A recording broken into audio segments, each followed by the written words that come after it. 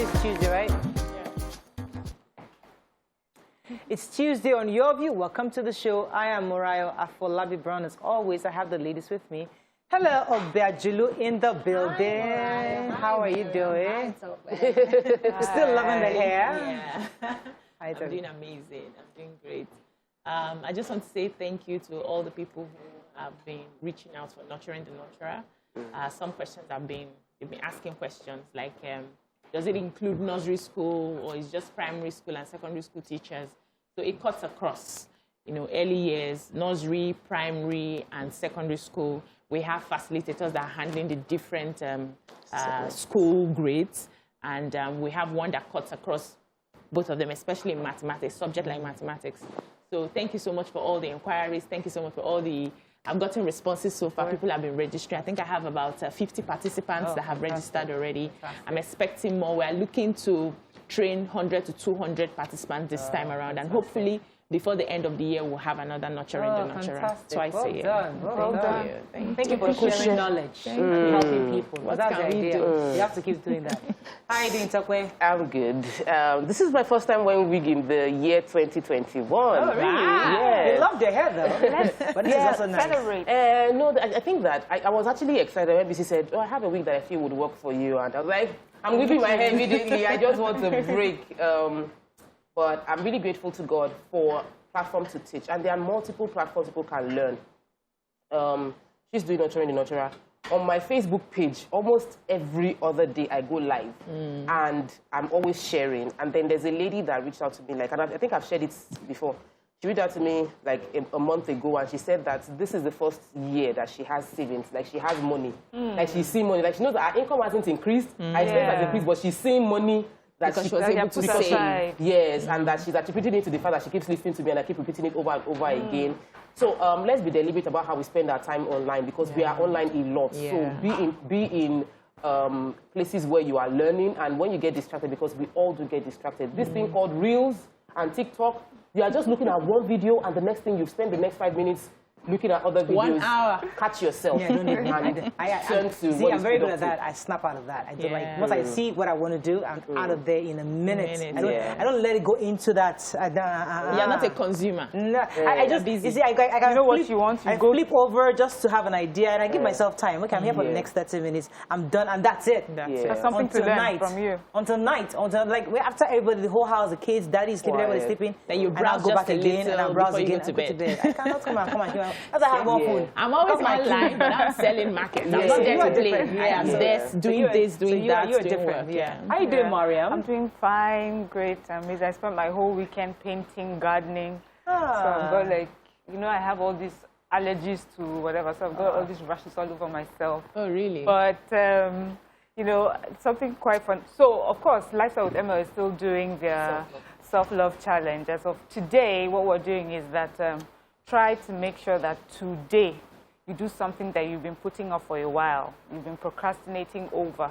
So, and then the activity for today is take a bath and get ready to go and do what it is that you've been putting off for the day. You have to take a bath first.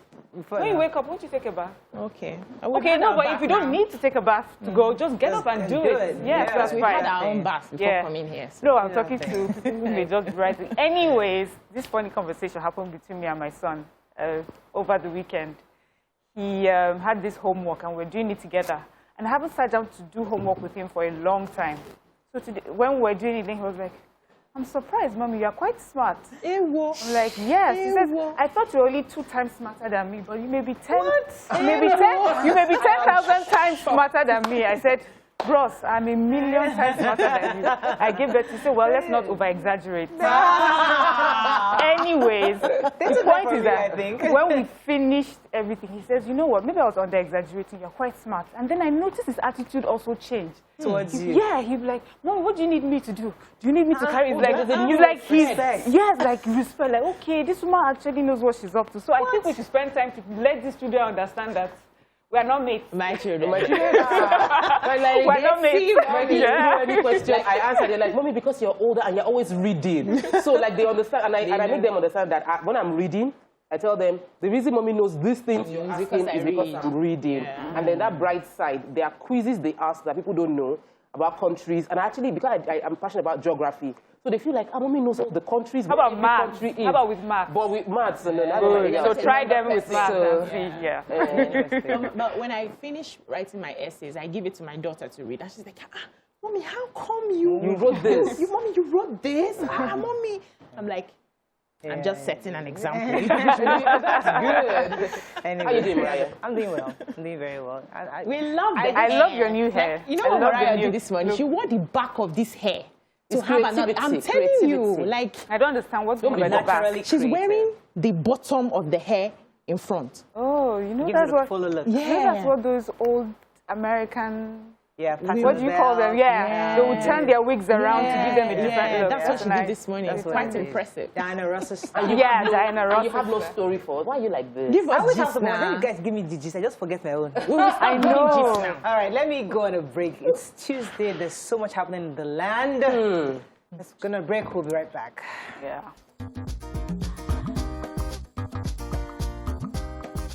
Stay tuned. Your View will be right back.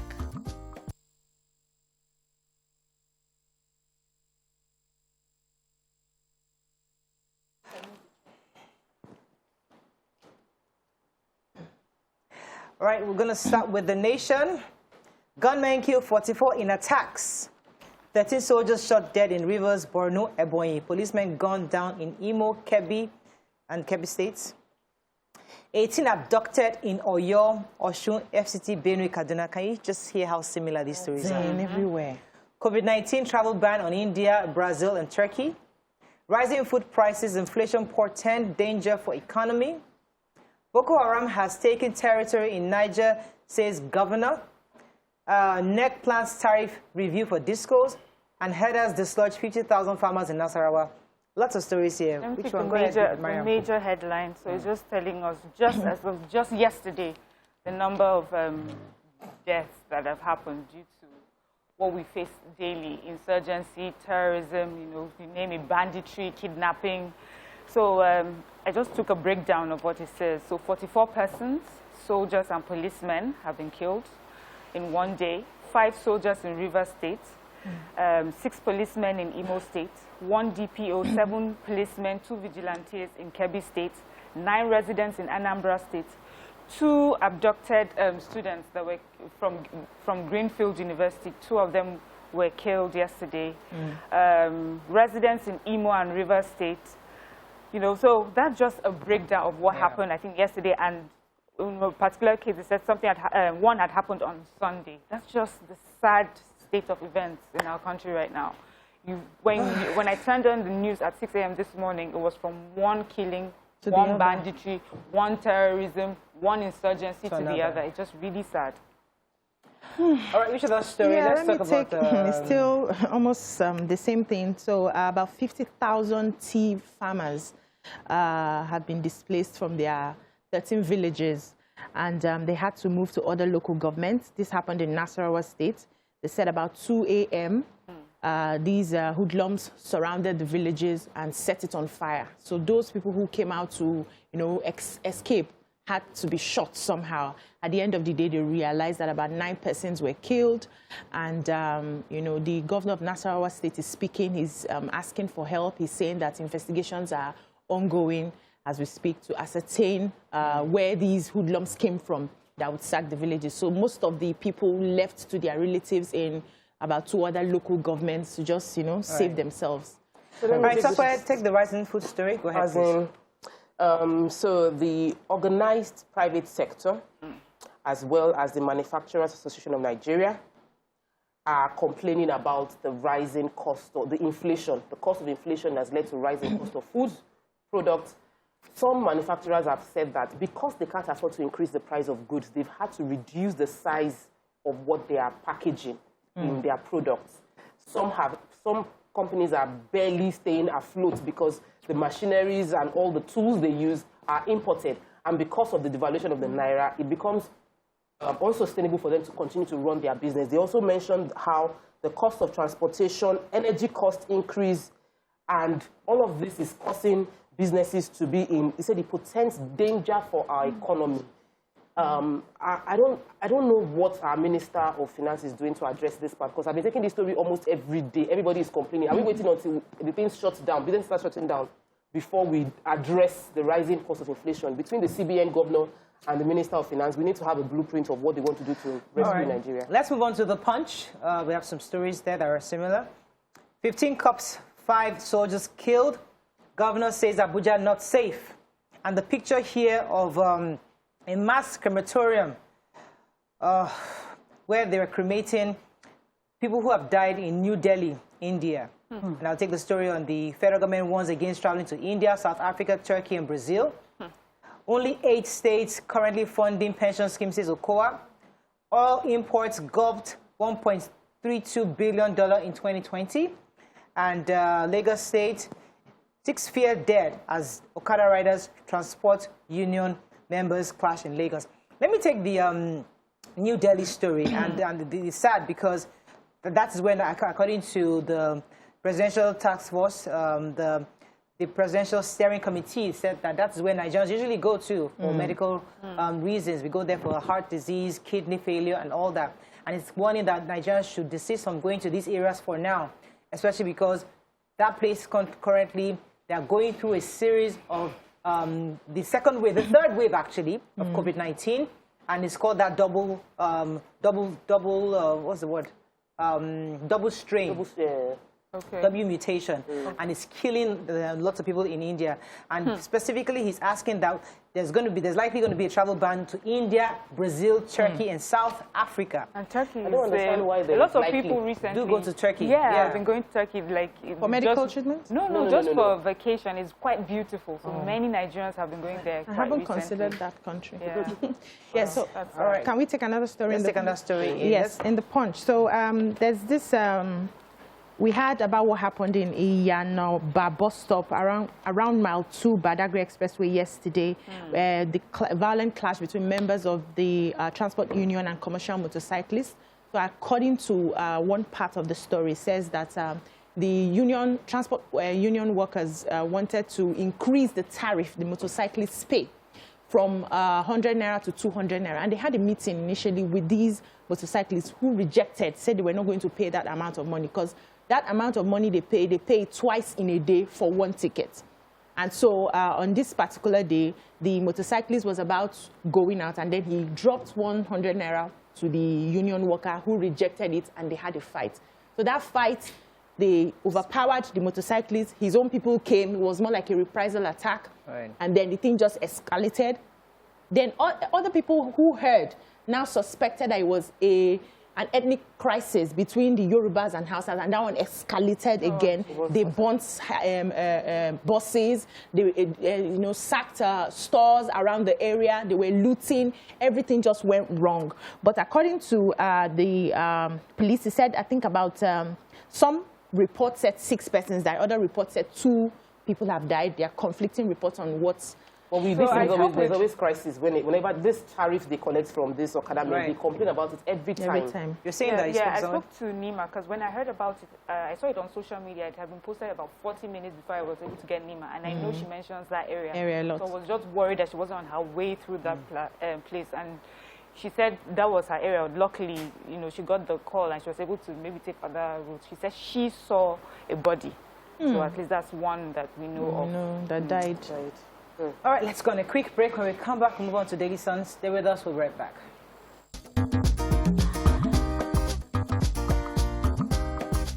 Stay tuned. Your View will be right back.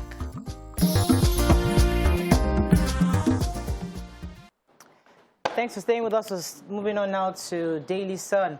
Boko Haram takes over 50 Niger villages, hoists flag. Tension as gunmen kill 18 in fresh attacks in Anambra, Rivers, and Imo. Afegbua drags PDP chair to EFCC and ICPC. Insecurity, Buhari dealing with difficult situations, says Bajabia Miller. Fake COVID-19 vaccines in circulation, FG warns. And how gunmen invaded Bo's house in Ibadan. All right, which story are we taking? The major headline, Mariam.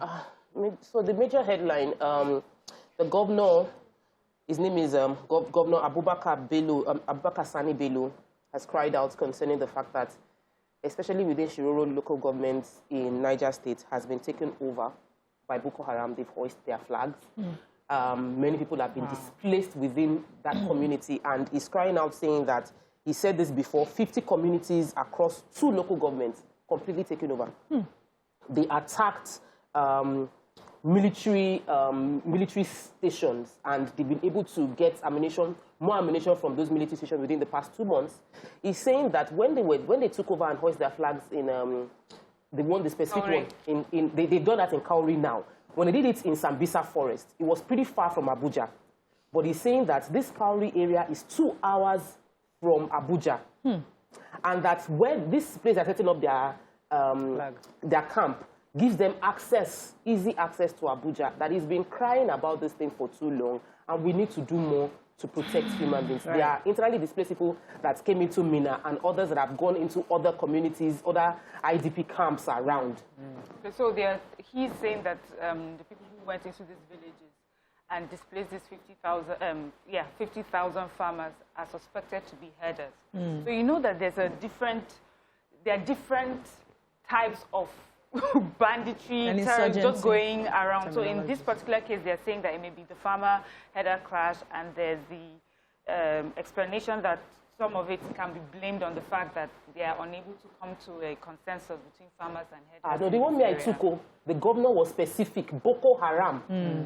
Boko Haram, 50 communities have been taken over by them. So on the back of that, let me move on to the story about the Honorable Speaker, Gbajabiamila, went to visit the president.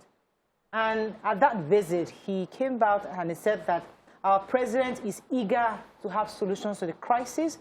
Hence, he has set up an ad hoc committee of 30 principal officers. He also added that the president is dealing with a difficult situation and is passionate as anybody else to bring it to a closure. And they were there to help him out. And I'm saying, with all due respect to the Honorable Speaker, when we don't care about the president's passion, we don't care about how many ad hoc committee he has set up. We want him to act. Simple. We want to see action. We don't care how passionate or how interested he is. That's not what Nigerians. That's not politicking. That boat has since sailed. How broken-hearted he is. Let's stop politicking and focus on the issue. We need the president to act. Simple. Because there's insecurities across the country. Yeah, he should tell us the truth. If he doesn't have the capacity, if he step needs aside. external help, please. Please. Usually, in this kind of situation, other countries, it's a state of emergency. Across almost every state. Every state. The only thing I found a bit that I could even still reason with was when he mentioned the issue of tribalism and religion cannot and will never solve the problem. I believe that nobody can sell the president's intention anymore right now because the president has set his intention since he got into government, and things have gotten worse. At a point in this administration, we heard the Minister for Information saying that they've been decimated, completely decimated, that there is no way they can have their flags and anywhere. Well, hello, the governor of Niger State already told you now that they have hoisted their flags around. They have taken over people's wives. They've taken wives of villagers, handed over their wives to different Boko Haram members, and they've now asked them to be cooking for them, and they are raping women in a state that is in a community 2 hours away from Abuja. Federal capital. The decimated Boko Haram hasn't been decimated. They read their ugly hair, though. So the speaker's statement was like he was trying to sell the president's intention. There's no intention in this. No. The reality on ground is we have a Bubiagu, we have Amotekun. These are response to the inefficiencies of this government. So don't intend Let's anything. speak a few more. Any other story in I have a story of Anambra State, yes. So they said there was an attack that happened downtown by suspected herdsmen. They said about 9 persons were killed. They got into that village and they, destroyed, they set on fire the house of the traditional ruler of Ifite Dunu community in that area. Also, about 4 soldiers also were attacked. That's the one that happened just in Rivers, working for the oil company, and they attacked, killed about 4 soldiers there. A commissioner as well was also, I think, commissioner for entrepreneurship and skill acquisition was shot while he was leaving his premises for a meeting. Everything just happened in that area. Pockets of violence here and there, and investigations are ongoing till today. So I want to take the NDDC story. So the NDDC board, the Ijaw youth threatened that they are going to shut down Niger Delta economy. Their complaints is rising from the National Expanded Executive Stakeholders Meeting, among them, that the inauguration of the board members of Niger Delta, they're not okay with it, and they are threatening massive action. Everybody is complaining. All right, let's take one more story. Yeah, so federal government is speaking and warning that there's a circulation of fake COVID-19 vaccines, and the Minister for Health was saying that due to the warning by international police organizations about the high rate of fake COVID-19 and also the reports of the adverse effects of these vaccines after they've been taken, federal government of Nigeria will not be accepting vaccines from private and unauthorized sources. And also NAFDAC is looking to test and authorize more vaccines to use in Nigeria, and also scale up vaccination surveillance. So the surveillance will be that at points of entry as well, they would scale up the surveillance in that area to make sure that importation of COVID-19, the different strains that come in, would not come into Nigeria, because they are more virulent than the one that we already have right now in Nigeria. And if you look at our numbers, even though every day we get numbers, they're not as high as countries like we're looking at India and Turkey and things like that. So we need to be careful. That the official channels are giving fake vaccines or what? Like, no, they're just saying, that especially Africa will be getting from different sources. So they're going to be very careful about the sources that they'll be taking. All right, our final paper, the Nigerian Tribune, very quickly, there's a story that was important. Gunmen killed 2 more Kaduna University students. Who has our story? I know that U.S. Secretary of State Blinken to meet with Buhari on security and economy, and respect the federal character principle, Senate tells President. So the Kaduna State, additional 2 students were killed. Is that not a hot topic? That's a hot topic. Yeah, so I was going to just mention that. So United States Secretary of State Anthony Blinken will virtually meet the President, Muhammadu Buhari, over security and economic issues. He's slated to meet Nigeria and Kenya, and they'll be having various meetings. They are going to be talking about democratic governance, building lasting security, promoting economic ties and diversification. And he's also going to be meeting with one of the health workers so that we can talk about collaboration in the healthcare. University of Agriculture in Benue State, they too have a number of students that were abducted. These students were reading according to one of the eyewitnesses, that these students were reading around the engineering department, and these gunmen came in on foot and just whisked these students away. There's unconfirmed the numbers that were taken away. Police says 3, the VC says 2, that they're sure of. So right now, nothing has changed. As of today, nothing has changed. Police say they're on their trail and trying to find out. That's another sad story. Unfortunately, that's all we can take on Front Page Review. When we come back, we continue our conversation from yesterday, the fact that more of the students from Greenfield College were found. Stay with us, we'll be right back.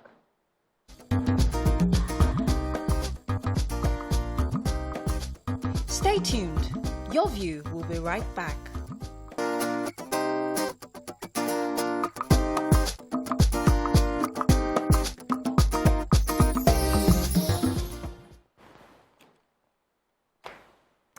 Yesterday, we discussed the killings of 3 Kaduna private university students.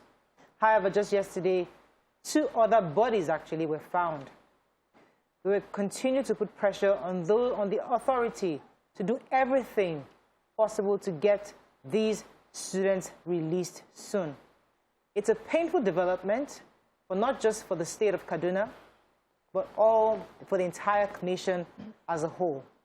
And this morning, we're just using a few minutes to remind the government of what they need to do to provide safety for Nigerian citizens. You can call us on 091-390-76948. You can also call us on 081-270-53687.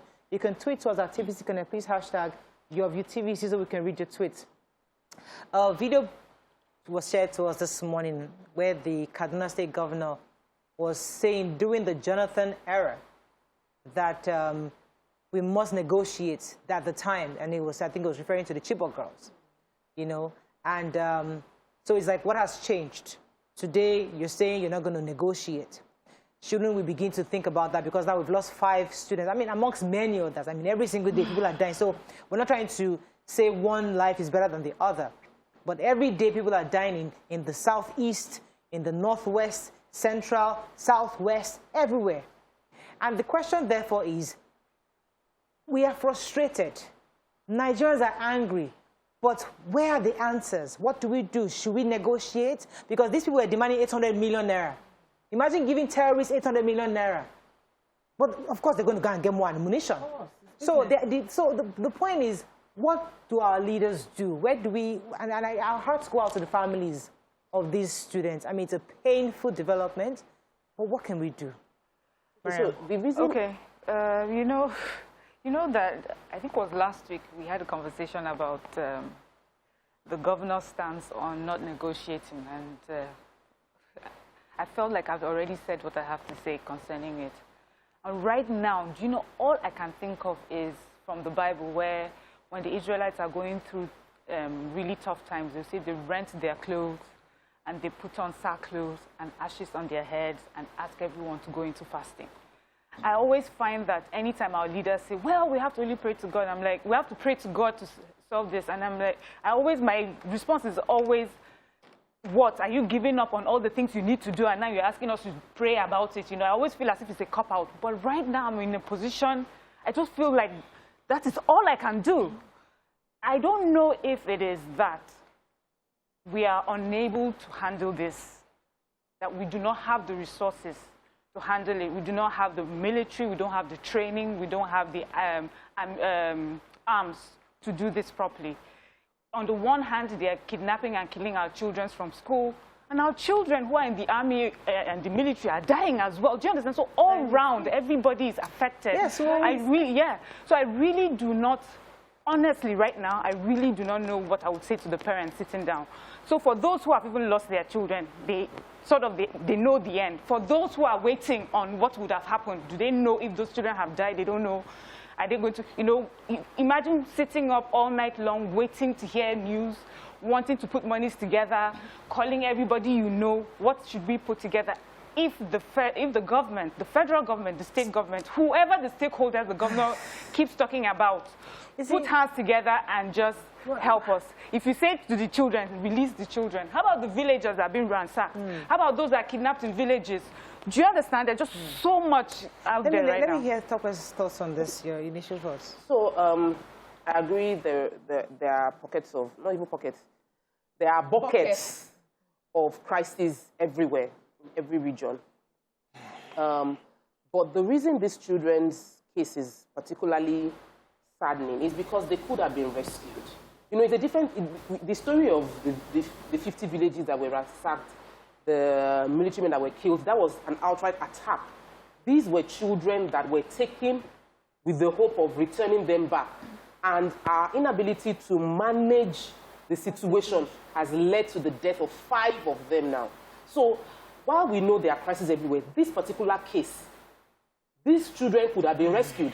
They were kept alive for a time.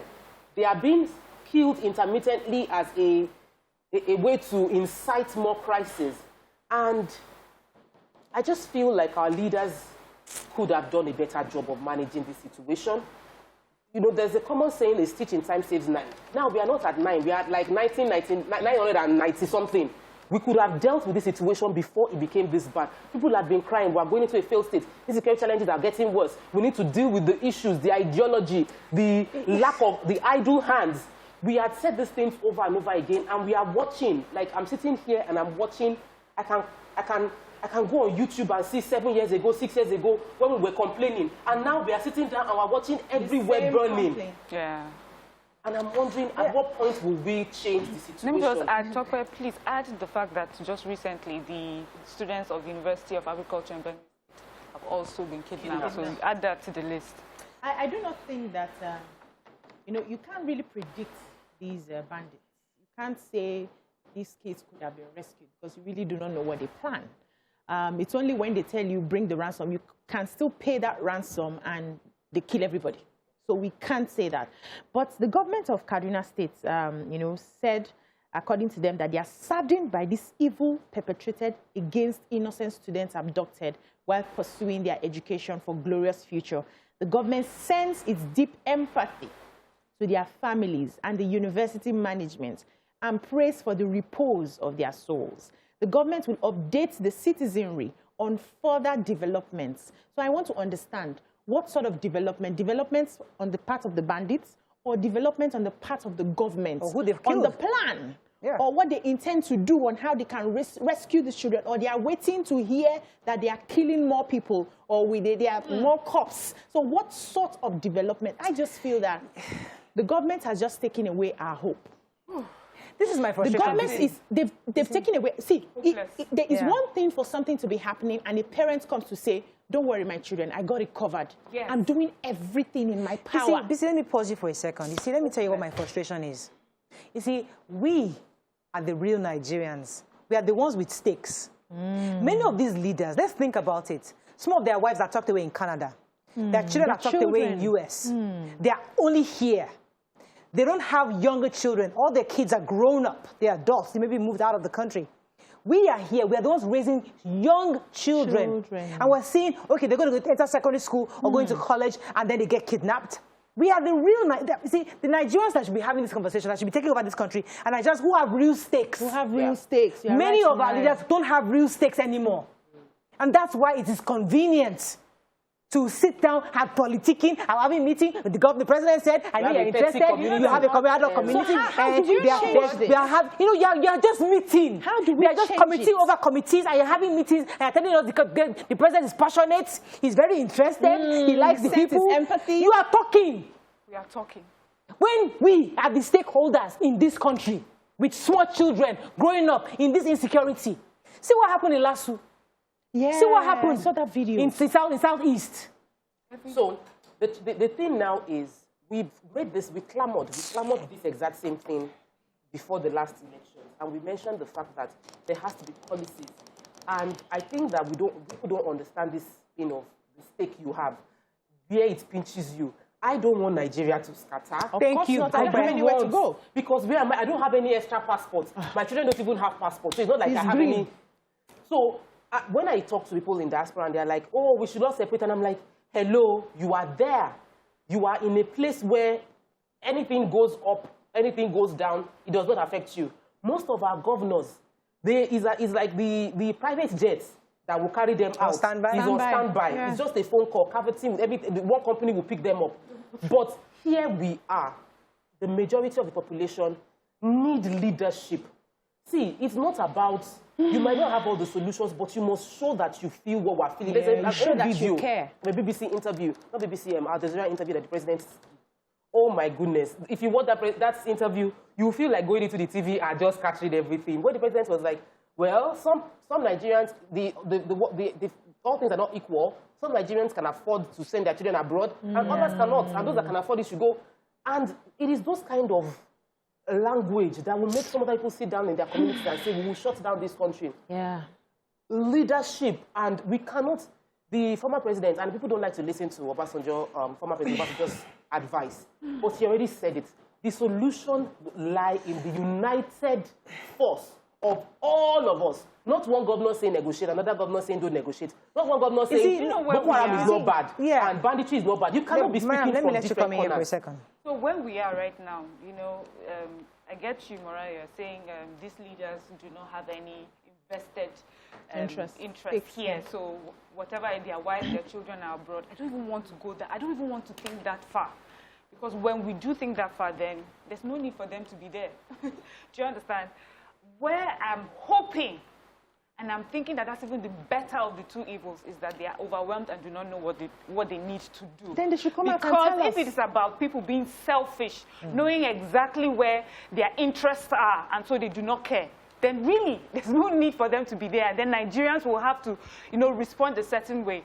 But I believe that it is that our leaders are truly unable to handle what it is that we're going through.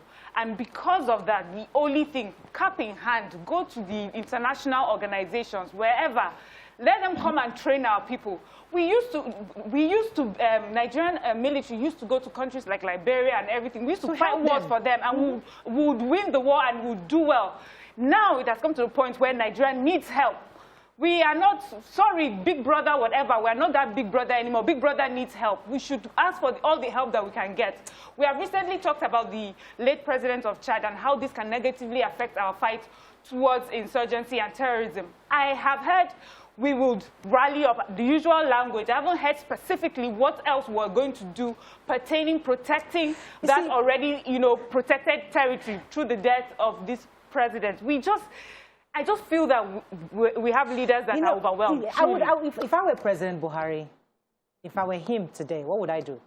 I would do a video talking to Shekau. She's in Shekau or Shekarao. And I said, listen, I want to meet with you. You've killed. I want to have a meeting. What exactly do you want? What are your demands? Let's have a conversation. Because the truth is that it's almost as though nobody is saying, they are bereft of ideas. So hold on, Morayo. The thing is, I suspect that there's a form of sympathy towards this insurgency.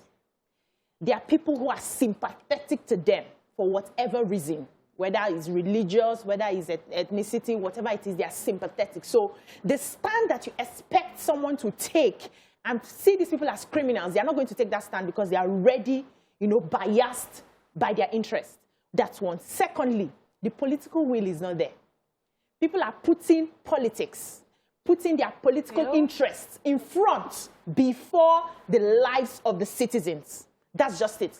If we can take out these two things, you will see that I know the president to be a man if he wants to act. That man is tough, but he is not ready to act. Tough but frail. He's not ready to act. He's not frail. I don't know. He's not ready to act. Policies are not frail. Institutions are not frail. The person may be frail, guys. I'm sorry. I know we have to run. We can't continue this conversation. We have to just pack it right here because we have to run and do other things. That's the situation of the country. We have to take a break and come back and talk about more interesting things. Stay with us. We'll be right back.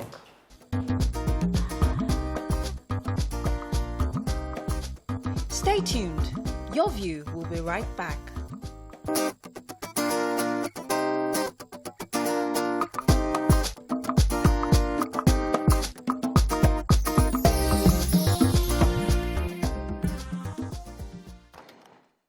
Thanks for staying with us. All right, so we bought a few more times from our producers. So we're going to take Ade from the UK. Good morning.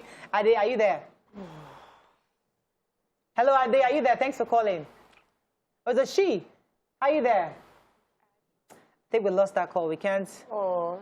Yes, Tope, you're going to say something. I was itching to say something before we went on a break. Concerning the age of our president was...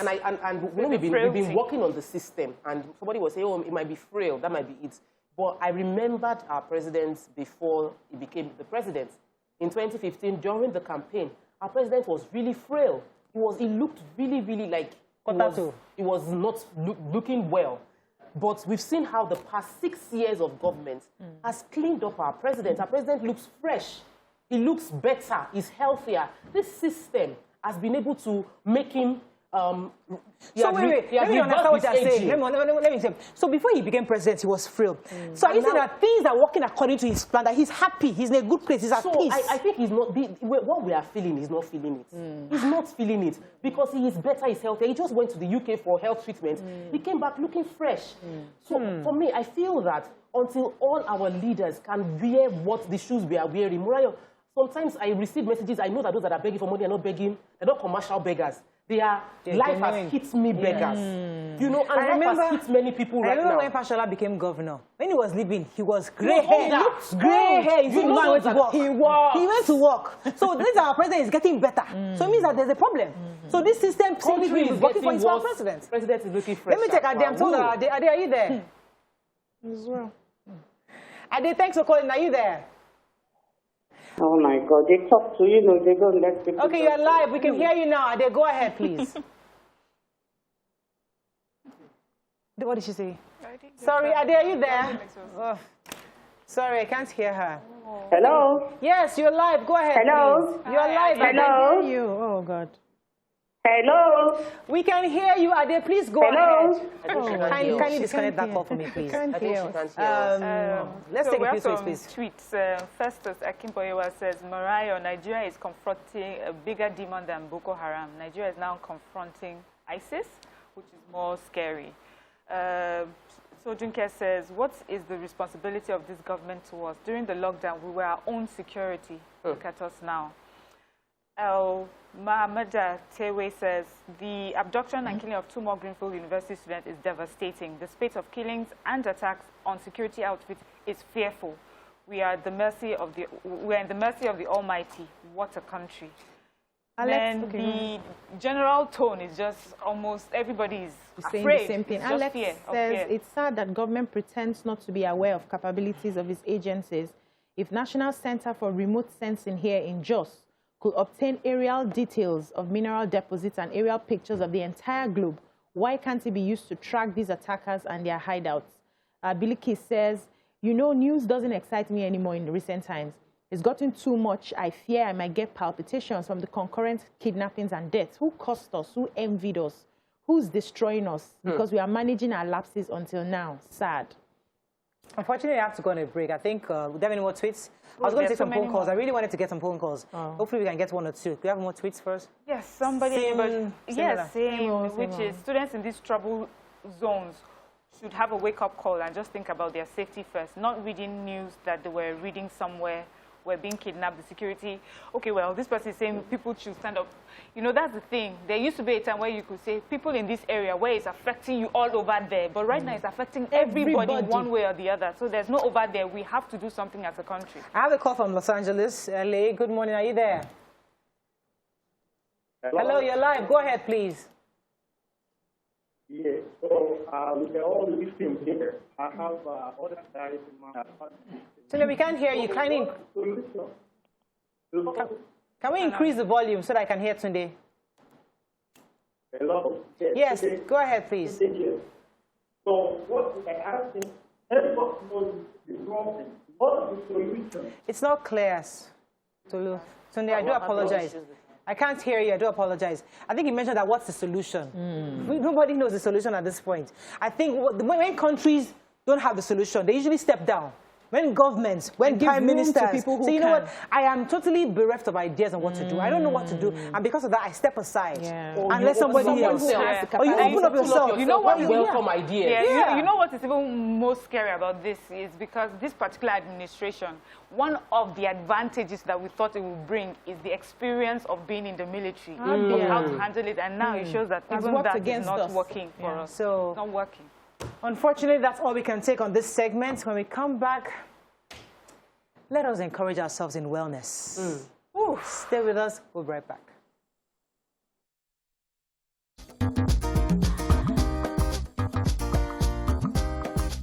Stay tuned. Your View will be right back.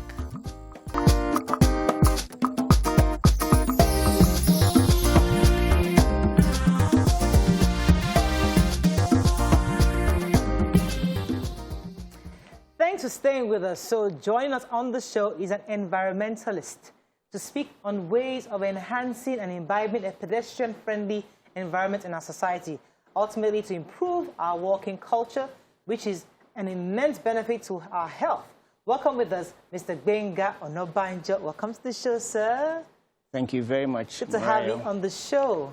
It's my pleasure to be here with you this morning. And so I'm quite excited being with these lovely ladies. Thank you. You're a fan of the show, I know, for many years. I'm a fan of the show. Right. So there's something called the Walkability Index, which is rating how much walking people actually engage in various communities. And before, I hate company referring to Fashion last time in Lagos, because before then, we didn't have a lot of walkways. But during that time, he was surprised. I remember I was Pastor Ito of my church, was my pastor then.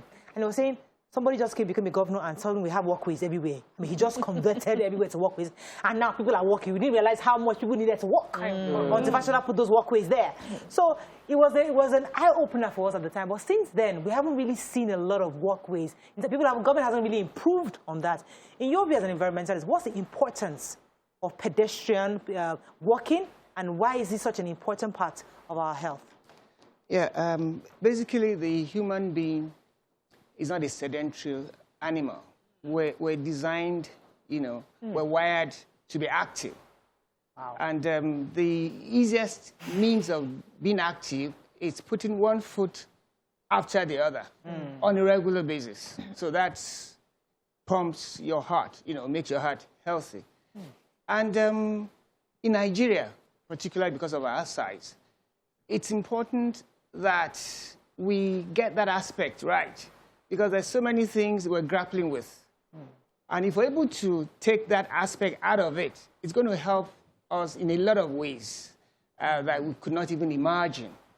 I'm happy this happened during Fashola, and we could see that he was able to achieve it. So it's not rocket science. It's something that is achievable, given the political will and the interest. All the two Fashola was traveling to Singapore for this bar association, World Bar Association, and realized everywhere was clean and green and orderly. And he vowed to replicate that in Lagos. And he had able men to support him, to carry the vision. And within 3 years, there was transformation. Everybody bought into it. You see, the pedestrian-friendly environment is such that would activate a lot of things within us. It makes us more productive. It makes us happier. It reduces crime rate, you know, in the land, because in the course of your moving around, you meet with people. It fosters relationship.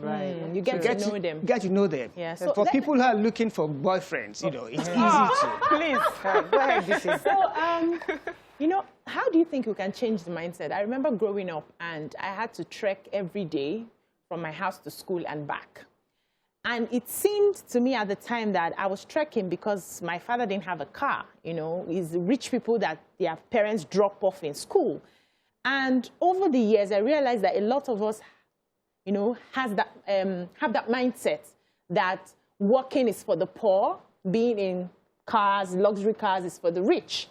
And now we hear that working is good for us. And I'm wondering, at what everything is just changing. We hear this today, and in a few years' time, it changes back.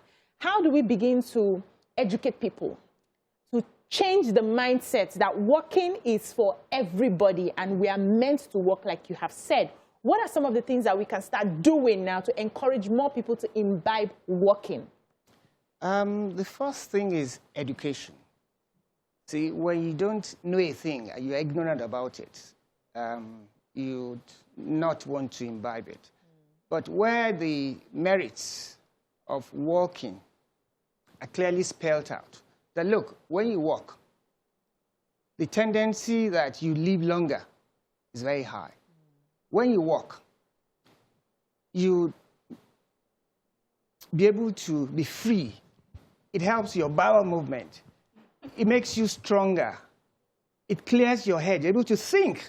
For instance, at least 3-4 times a week, I do a minimum of 5 kilometers every day. Wow. And I could see that it helps my writing skills. Is that why you're fit, sir? Because you look fit. I've been like this since I was in university. Wow. So my mates back in the school, right, we had a 50-year reunion sometime last year.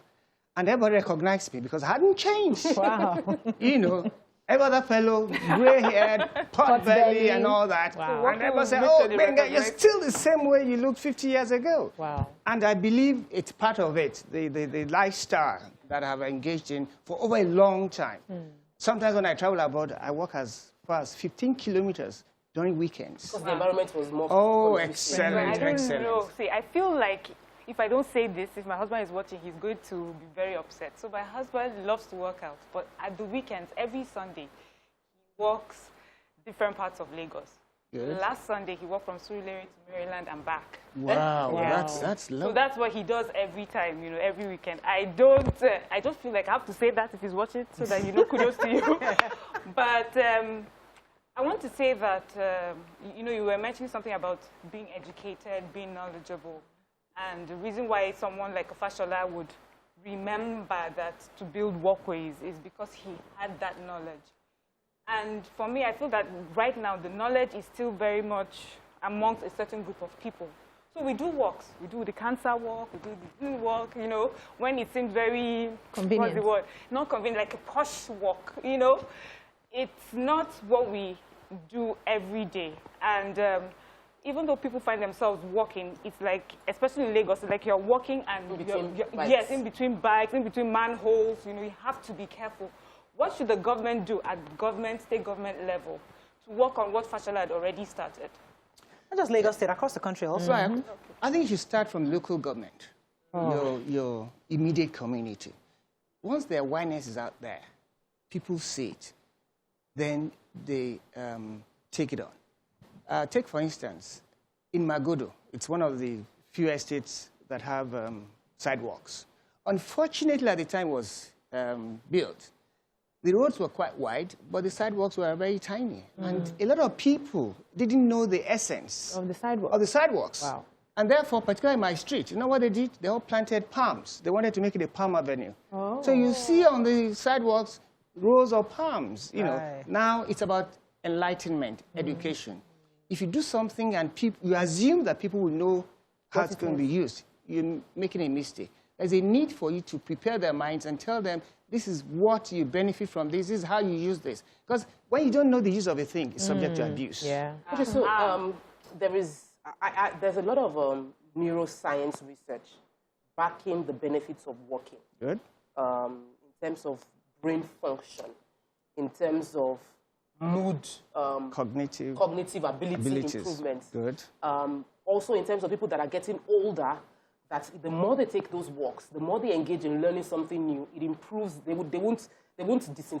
bodies won't degenerate at the rate with which it happens. However, we can complain that we don't have the conducive environment, but how do we raise the campaign? Because I remember during the Obama's regime, firstly, Michelle's campaign was "Move Your Body." She went all around America getting people to move because of the rate of obesity, dance, get out. What do you think we can do as a society to create that awareness, like a health consciousness campaign, walking campaign? Yeah, I actually believe that there is no better time to do that than now.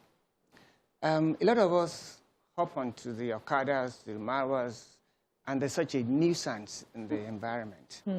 However, the distances we cover, hopping onto these traptions, we can walk it. You sweat too. And you sweat, yeah, that is good for you. And get dirty when you get to where you are headed. I just also realized that. Because I know you're an engineer, I'm an architect. environmentalist, an architect, actually. Right. Yeah, you're a pastor. I'm a pastor. I mean, I just somebody just telling me now that can you introduce my pastor as Mr. He's pastor.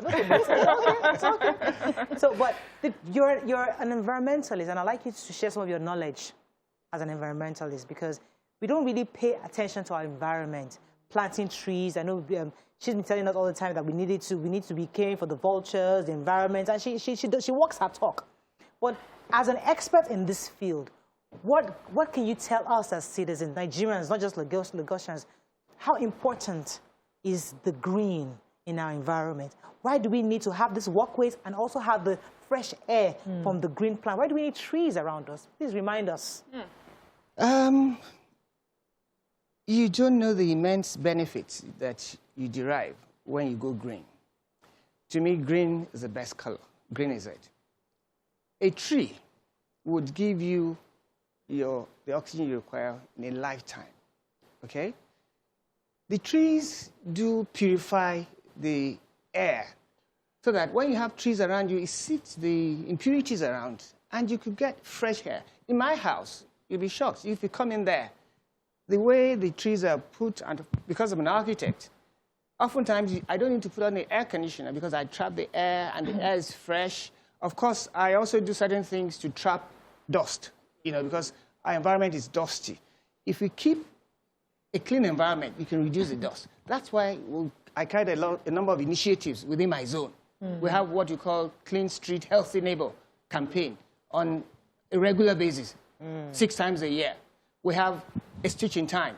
In other words, your road. That's your own community. My own community. So we can all do this in our various communities. It can become an estate-wide, a statewide stuff, We have Mind the Gutter, what else do you have? Stir up the dust, We just don't pick and we don't sweep. We actually blow the dust, put them together, and make sure that the whole street is clean. You see, particularly people that have respiratory diseases, that's when you know that, this thing's, the cleaner is very important. I'll give you a classic example. Somebody left our area because his status was good. He hadn't gotten an MBA from MIT. And so the employer said, look, you're not fit for this neighborhood again. Come over to the island. Within 3 months after they got there, they had to return back to Magodo. Why? The children were falling sick because the drains were not flowing. And they were having malaria and stuff like that. So, see, a lot of us don't know what we're missing, you know. But when we do keep a decent, a clean environment, it goes a long way. Health is wealth. I need to ask you this question because yesterday I was watching the headquarters of Apple, and because of you're an architect, then they were also talking about the new second HQ for Amazon. And you would listen to the architects describing in detail how they are planting trees around the headquarters. Deliberate. The Apple headquarters has a massive area of land that is just for planting trees, forests, to encourage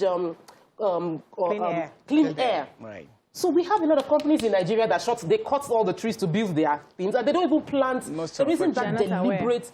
What can the Architectural Society of Nigeria or something do to sort of like inculcate that habit of planting? Singapore has its deliberate. All the buildings have plants on their rooftop. What can we do in Nigeria to improve that? To do that, I think the government has a role to play. You have to legislate. Okay? Make sure that if you cut a tree, you plant 6 more. And you'll be penalized. Because there are values in those trees. That's one. After legislation, you educate and enlighten people so that they embrace it and take ownership because they will see the benefits. But when you don't do things like that, it's difficult. People have other issues which will becloud them. It's a survival thing. But we don't all have to think of that. There are certain people that should keep pushing that aspect of the environment because it helps us a great deal. Okay, sir. Let me talk about the safety of people who are walking. You know, it's a major problem, especially in a city like Lagos, where we have the keke napep, we have the bikes who will go on the walkway to avoid traffic. And then it endangers people who decide to walk. What do you think the government can do in terms of enforcement to say, okay, this is a walkway. If we see you here, we're not going to take this, to encourage more people to walk? Because I wouldn't release my kids to walk when I know that an Okada rider can just come from somewhere. I'll let you answer that question after this break. Stay with us. We'll be right back. Thank you.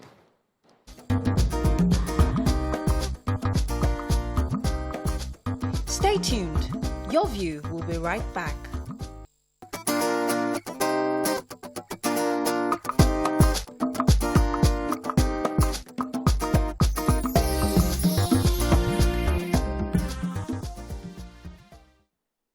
Thanks for staying with us. So we still have engineer Onabanjo with us. Architect, I do apologize. Architect Onabanjo with us on the show. So Beecee was asking concerning the safety of people who walk on the streets. Yes. What the government can do about? You'd notice that a few areas where we do have sidewalks, they're slightly elevated more than the usual. Okay? So that's part of a safety measure they're trying to put in place. And the other thing is legislation, enlightenment, then enforcement. When you enforce and you make certain people scapegoats, then it sends a message across. But where there's no enforcement of the rule of law, then people will do anything even they zebra want to. crossing. People don't even enforce We don't even know what it means here. See, we had a skit. We had this splash over the weekend, and we had a competition among secondary schools. And the children portrayed it so succinctly that I was so impressed. They had a skit of a student. She used herself. She wanted to cross the pedestrian crossing, right? And for about 5 minutes, she was going back and forth. The vehicles didn't stop for her to cross. You know, she literally won the first prize because it was so real. Meanwhile, there was another video of a dog in one of the civilized climes. He waited at the pedestrian crossing. When the light showed green, Walks across. Meanwhile, virtually all our junctions currently in Lagos, hardly would you find one light for pedestrians. You see for vehicles, but for pedestrians, there's camper once the light is on. It's not on. The pedestrian is king. That should be the first thing you put at the signalized junctions, not the green and yellow light, but for the pedestrian. This reminds me of something quite funny. Some years ago in London, I was crossing the road with a relative that had just come from Nigeria. Right. And the car stopped way before it even got close to us. These people are different. So you mean the car stopped for you people to The cross? pedestrian is king. I could not believe it. Yeah, so the thing is, many of us here have asked the question, what should government do? How can government do this? And I think really government is us. Right. So if we are not ourselves educated and do not have the knowledge, when we become government, we are unable to enforce, what is right. So I think, although you already mentioned, like, you engage children, but like, what can we do also in our different communities? So we are teaching each other, we're teaching our children, we're teaching our friends, so that when we go out into the bigger community, we're able to enforce what we have learned. Yeah, simple. Imbibe this attitude that you want to learn. Let's have more NGOs that would focus on that, as opposed to the other flogged issues. You see the NGO there in certain areas. But environment is very, very key. We need more NGOs. We need a critical mass that would educate the people. Nigeria is such a huge and vast nation. We're heavily populated. So we need several NGOs. We need a lot of the banks or institutions or corporate bodies to also play in that space. Right. We don't have enough players in that space. They're too few and far in between. That's why the impact is not felt. Thank you very much. We have to wrap up on this. But is there any final message again you want to add anything to that? I think that's it. I think I want this vocabulary or this acronym to now begin to trend. The PFE, Pedestrian-Friendly Environment. Pedestrian-friendly environment. Yes, PFA. So that the pedestrian satisfaction experience, everybody can begin to look forward to it. So some pedestrians, they act as if they're walking in their bedroom. Come out for this road now. They're just dragging their feet. That's a good point. Again, there's a minimum width for pedestrian walkway, such that you can have a lot of people walking abreast. Oftentimes, our walkways are too small, too narrow. And we need high streets like Oxford, where you have about 4 meters, 5 meters pedestrian. Even when you are selling, you're not disturbing anybody. But here, it's so narrow. And most of our new cities, developed places, take for instance, Adeonkaya, Awolowo Road. You can turn them to high streets with wide pedestrian walkways. You are moving from one shop front to the other. Yes. It increases profit, increases patronage and stuff like that. Right, You don't need to reinvent the wheel. Just stop. In the villages, that's so true. Where many of us are from, we just walk. We walk. They walk, but there are no pedestrian walkways. They walk on the road. Yes. So I think create the walkways. Create the walkway for all right, order. that's what we can take on this. I hope you've learned a few things. Let's go on a break. When we come back, we discuss other issues on wellness. Stay with us. We'll be right back.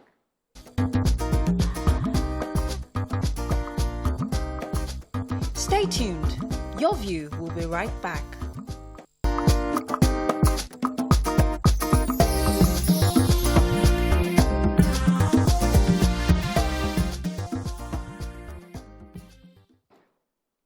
Thanks for staying with us. So according to the World Health Organization, health is a state of complete physical, mental, and social well-being. On the show today, we have a renowned wellness, beauty, and spa expert, Ariola Adeni, to speak extensively on the imperative of body wellness, beauty, and spa in maintaining healthy living. You can join the conversation on 081-270-53687. You can also tweet us at TVC Connect. Please hashtag your TVC so we can read your tweets. Welcome to the show.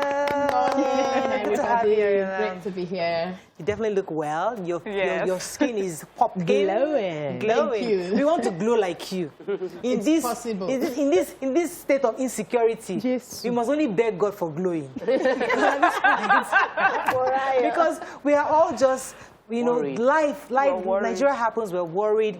But either way, it's good to know that people like you exist to help take away all the stress. So how do we begin on the journey of body wellness and beauty from inside out? Exactly. So that's why I say I teach from the holistic point of view. Yes. It's your body, your mind, and your soul. The way you think and the way you feel determine your destiny and how you actually feel.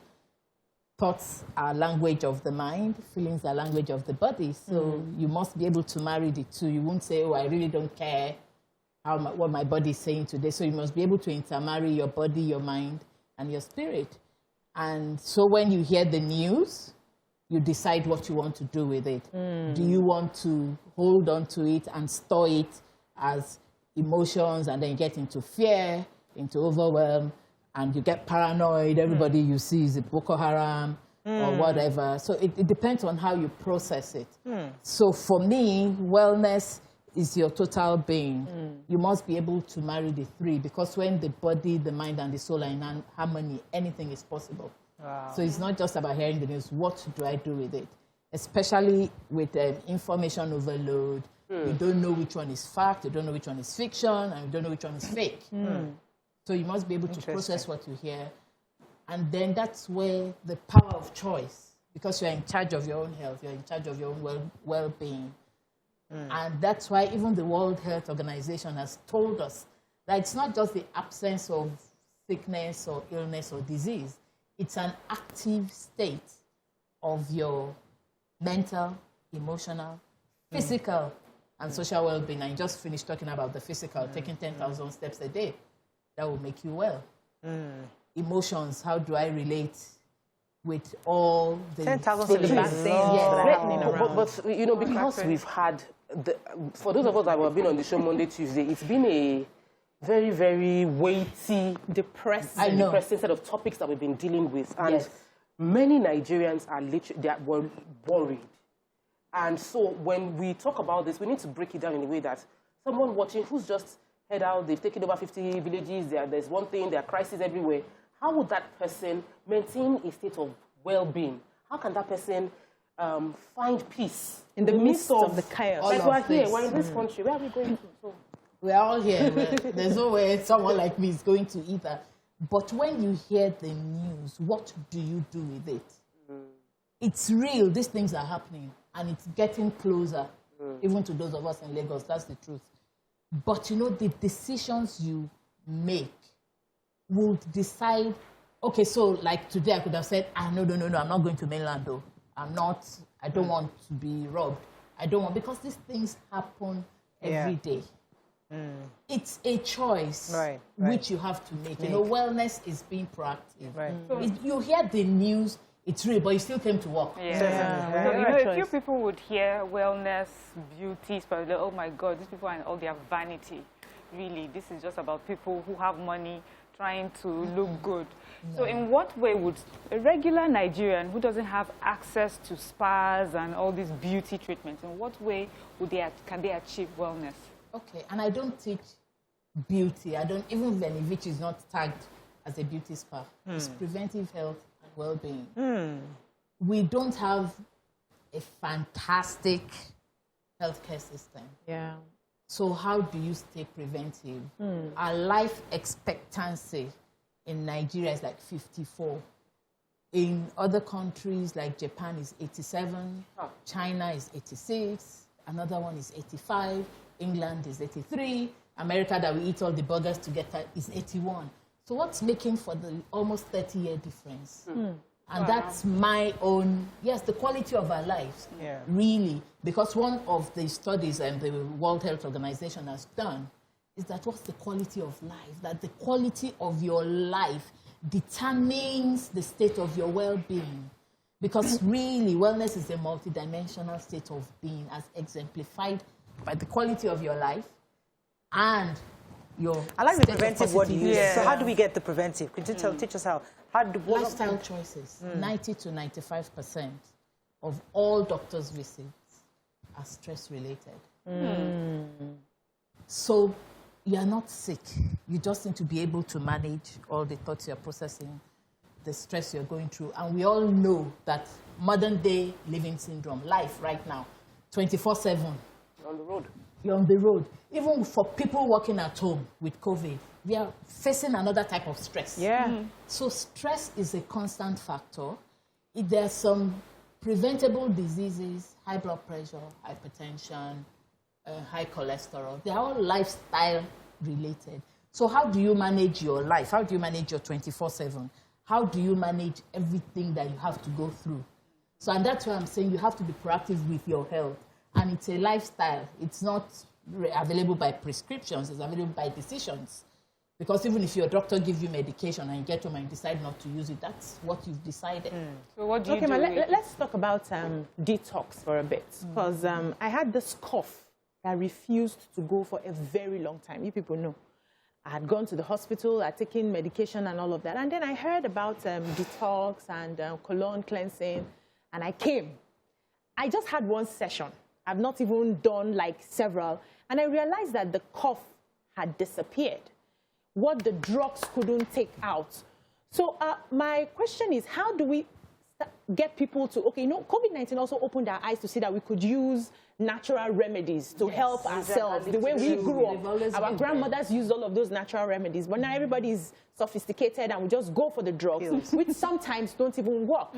How do we get people to understand that the medicine, it's in the air, it's in the plant, it's in everything we do? How do we start, you know, opening people's eyes to know that we can actually detox our body, even if it's just with water, to maintain a healthy well-being?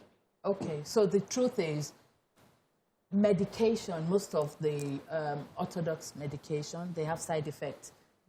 If you read, sometimes when you carry a package, and by the time you read likely side effects, you're like, do I really want to do this? But you just used water now, and it was able to remove layers and layers. And while we're doing the detox, health begins in the colon. Though we have many other eliminative organs, health begins in the colon. Yeah. Yes. Because when you're able to get rid of the undigested food particles, of the toxins, which is caused by what we eat, how they're grown, the level of technology, all the radiation coming into us. So it's technology is, I call it modern day living, that is causing most of the illnesses. Because what we eat, when we eat. So how do you flush out your colon? Okay, so it was a wonderful experience. We use that, and I'm glad that you got relief from just one session, yeah. So we have to get you to complete your treatment. I will. Because really, these are things that have been sitting in your colon forever, and it's not doing anything there. Wow, so, and when it gets to overload, it begins to seep back into the blood vessels. You know, so go ahead, Mariam. Yeah, so relief colon, what we used to hear, because Beecee mentioned natural remedies, we eat ugu and things like that. So is that good, or you have to do a water one like she did with you? Fine, all of those are good, but how do you remove the years of pile up, you know, that have been there forever? So when you now do a detox, that major detox, the colon hydrotherapy, the new things you're using, the new lifestyle, it's now more effective because the vitamins and the new minerals you're putting in your body are better absorbed. So, because right now the toxins just throw them all away. So I've been, in the past few days, I've been telling Mariam since like 2 months now, I've been telling myself I'm going to get on a healthy diet. Like I've been working my brain to get to the point where I'll do what I need to do. And in that process, I've been learning. And one of the things I watched mentioned the importance of the diets, and more importantly, eating fresh. Not preserved, not processed, fresh. And that our body we will be wired from history is to eat fresh food. We didn't have to preserve food. And that historically, the human body always had a time of drought where there wasn't enough food. But in modern days, there is always abundance of food all year round. Too much. So we're overeating and we're not giving our body time to process and digest. The food. What are the things in Nigeria? Because, you know, I'm watching Oyibo things. And they are recommending asparagus. Yeah, no, you both get asparagus.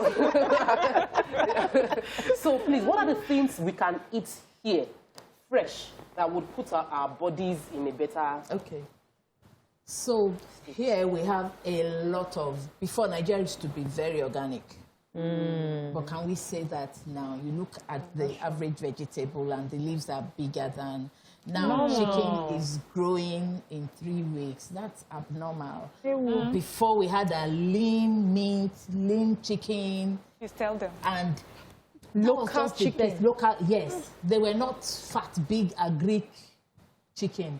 But now, even our fishes are grown in a pond with antibiotics and all of that. So when we eat all of those, they get back into us and we begin to have issues. So I would say that we should eat as close to nature as possible. We grow stuff here. We grow a lot of things here. The fruits you eat should be in season, but here everybody buys apple and store in their fridge. I don't like that fruit. You don't need apple. We don't grow apple in Nigeria. You buy an apple. It's not a fruit. We do in some parts of Nigeria. In Jos, but not anymore. We have not seen it in a while. We haven't seen, yes, we do strawberry, but that apple, the ones I see in Lagos with the wax, that wax alone is poison. Yes. Keep an apple on your kitchen board. It's there for 3 weeks. It doesn't go soggy. If you buy apple abroad, it will go soggy after a while. Fruits have not been made to last forever. So that eating those imported fruits alone, it's a no-no. So let's eat what we grow here. You have mangoes, you have agbalumo, you have oranges, you have coconut, you have all sorts of things. You have a vegetable. Sorry? Yeah, I'm like, you're kidding. I'm surprised because honestly, one of my major struggles is to stop eating these kind of fruits. But I'm even happy now I have a reason to stop them because of the waxes. Please do. I have eat apples. It's not necessary because we can eat according to season here. We have oranges, then there's the time grapefruits will come. Then tangerines will come. Tangerines will come. Now it's mangoes. And now even the corn we have, they are no longer the local ones. We have corn all year round, and I'm worried. No, we don't have it all year round. I don't see it all year round. Now there's one nice, and we call it sweet corn. And not only this corn. I eat the local corn. The one at the roast on the road. That's the ones with the malls. One the malls. And they are available all year round now. Okay, let me take this call from Yakub. Are you there? Too sweet. Yakub. Good morning, Yakub. Good morning. And good morning to you all. And then, good morning, ma'am. Morayo, I'm not trying to take you back to the first topic that so dear to my mind. And then, the reason is that... It's your view, let it count. Hello? I said it's your view, let it count. Thank you very much, my dear. See, Morayo, you're just saying something. We are talking about this year. There's no how we can get beauty without insecurity. That insecurity, there's no amount of anything that you intake that is going to work for you. You know why? Let me give you a typical example here, Morayo. During the COVID era, I do follow one person on the social media, and then by the time the guy posts the total number that is coming up every day, my heart breaks. Until I stop following this guy before I can get rest of mind. So, Morayo, so insecurity in this country, all this is something that I need to talk about. All this says that, do we really need external force? Morayo, capital yes. I repeat, capital yes. Because if the Nigerian government, somebody like me support this government, it is not because I support them because we want to find ourselves in this kind of situation. I supported this government because we need something to work for citizens of this country. Now that we don't get it right, Nigerian government should know that we need external support. And then Morayo said something earlier, that if you be a president today, you will talk to Sakao that come, let's negotiate. Capital, no, we don't talk to terrorism. We need to have external force to defeat them because everywhere is burning. Thank you very much, Yakub. Thank you very much, Yakub. Coming back to our topic at hand, spa. The concept of spa, I don't understand it. You know, when they say, oh, let's go and have a spa, let's go and lie down, go naked on one table and start the concept of having somebody, I mean, I did it once. I mean, there was one that we did. I did it once, and I'm like, I love it, nice, but not your thing. So tell us, what's the need for spa treatments? You see all those when you come and you go and hit themselves inside sauna. 1 hour, you heat, your body is boiling, and you are there, you are smiling. I'm thinking, please, now don't do that. This is very real. Exactly. For me, I just feel it's just unnecessary. Okay, that sauna, wasn't it, in quote, what? It was very, very inconvenient. Excuse me, during COVID, people were covering themselves up and using a bow, dongoyaro to steam. That's it. So we've had all these things for years. But the white man was able to package it and make it sell it to us. So you just enter the room, put on the temperature, and you're sitting down nicely. Some people even have meetings in the sauna room or the steam room. So these are, I mean, the skin is one of the eliminative organs. That's our next And you must be able to eliminate sweat. It's a wonderful gift from God. Really? Yes. Bagang. It's an eliminative organ. So I'm worried for people who say they don't sweat. Ah, so we have to sweat. So that's what the sauna and aromatherapy and steam is all about. And we all did it during COVID. And people were covering up, but there's just a better and organized way of doing it. Okay, all right. So we will consider and then it. spas have been existing. They've been in existence for thousands and thousands of years. I remember when we started Venivici, some countries use it as a medical thing. So it's not just beauty. And because of the 24/7 existence that we all have, because of how hard we work, there must be a work-life balance. You can't just work 24/7, get to the top of the ladder, and then what else? You're not enjoying all your years of labor to climb the corporate ladder. You need to enjoy, Morayo. You must have the work-life integration. And truth is, when you relax, when your body is able to come together, there's too much information going on, there's so much going on, and then you're just there for everybody. You don't feature on your own diary. Spas have been in existence for thousands of years, and if they didn't have any use, that's a background moment. It's a background moment. Let me ask you, there's this sort of peace in the environment where some of these things happen. So I've been to a number of spas. I personally like to take care of myself. Awesome. I do my massages every week. Awesome. I cannot be working and taking care of people and I will not attend to myself. I cannot give what I don't have. I have to feature in my diary. And so I do my massages. I've been to several spas. But there was something I noticed when I came to yours. I found the place was very calm with some different sort of music. It gave me a peaceful effect. You know, it was more like not just my body was being attended to, but my mind. True. Now, I know you are a life coach as well, and I know that you must have seen people who come to you to help them, not just about the body. Someone like a Morayo now who doesn't like anybody touching her could say, okay, I need some form of inner peace to heal myself. What are some of the things that you could tell someone like her that would help her before she even comes to do her body? Okay, so how many hours do you sleep, man?